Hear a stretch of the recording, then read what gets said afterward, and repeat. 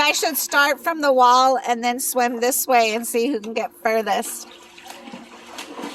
Oh, my eyes.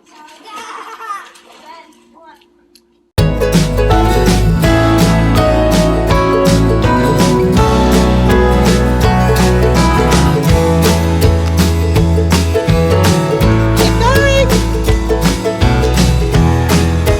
Keep going.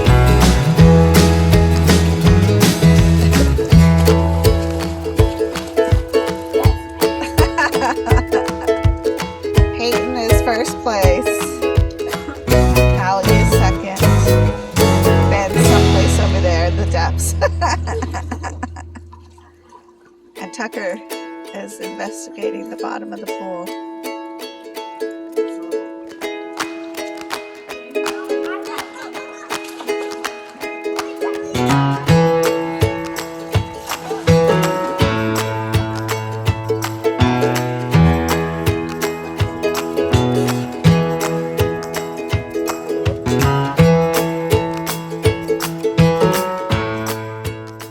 Hi. So I just wanted to jump on here really quick and tell you that I've been having a pretty rough week. I just had some emotional stuff going on that I needed to kind of sort out. Just personal. And I realized that I am still very much triggered by things that happen that causes me to actually react in a certain way, and I didn't know how to get through that for a good day and a half. I did quite a bit of research though on the personality and behavior so that I could figure out what is going on. I'm a big advocate for looking at what is emotion and what is reality, and so I had dived pretty deep in being triggered to emotion instead of reality because it's hard. I think it's just hard because you're human.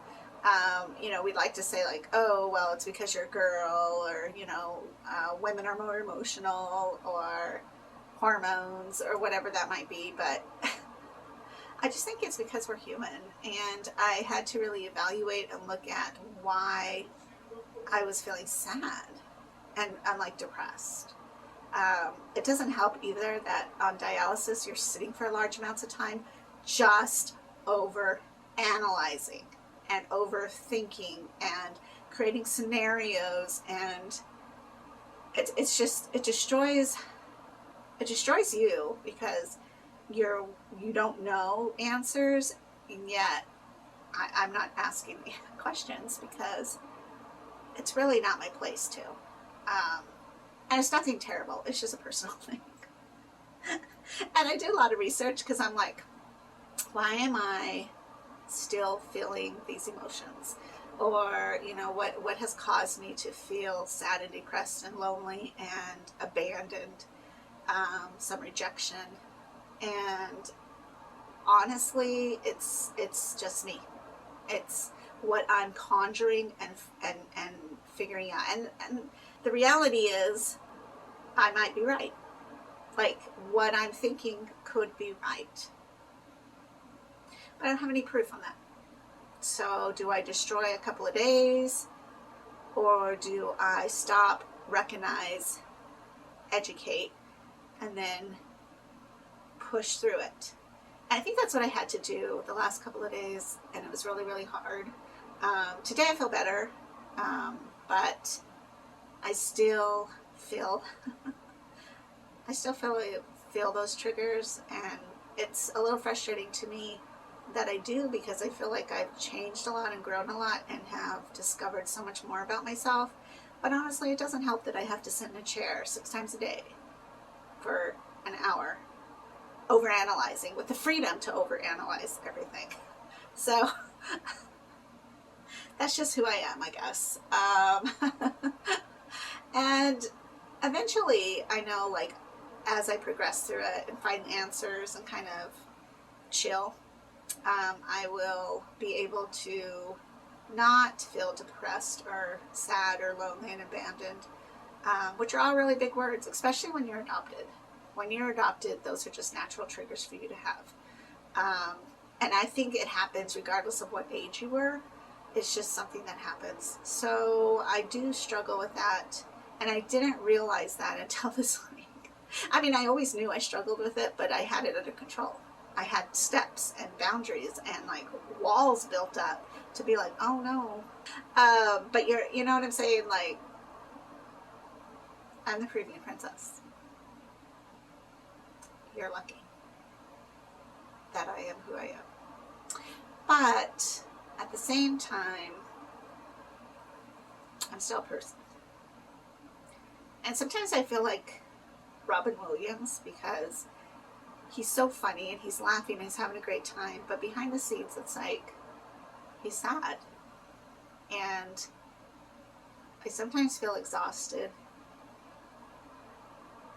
because I feel like people count on me to be happy and educational and encouraging and positive and let me light the path with fire so you guys can find it.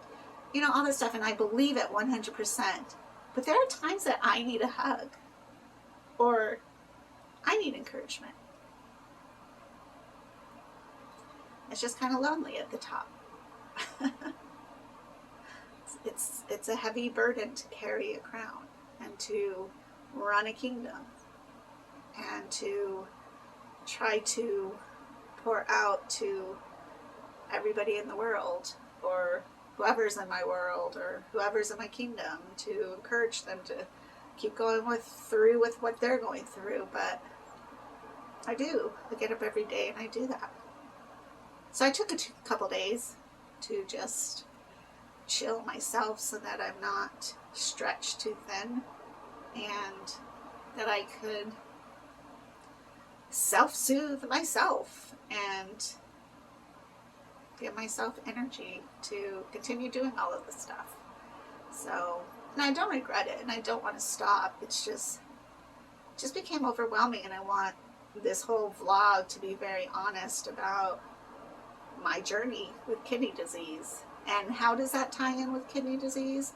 Well, again, you're in a chair, whether it's hemo or it's chemo or it's PD, you have a lot of time to think. And if you have insomnia like I do, whoa, that's a lot of time to think and overanalyze and imagine and create, and pretty soon you're demonizing someone or something, and it just sucks. It's been a tough week. That's all I'll say. Although my drains have gotten better, so that must be that must be good. I actually usually drain like 2 to 22, 23, 24, 25, and I actually just drained right now, and I'm up to 24 already, which is weird, I think. But yesterday, remember, before I put in heparin, I was draining at like 18. I don't want to tell Beth. And I don't know why that is, except for the fibrin. I think maybe my fibrin was not allowing the drainings to happen correctly, so that I'm pretty sure that's why it's 18. So when I put in hep, should have fixed it, but that, I just don't know about using hep every day. Ugh. Anyways, I'm gonna go. I'm gonna finish my makeup and I will be back.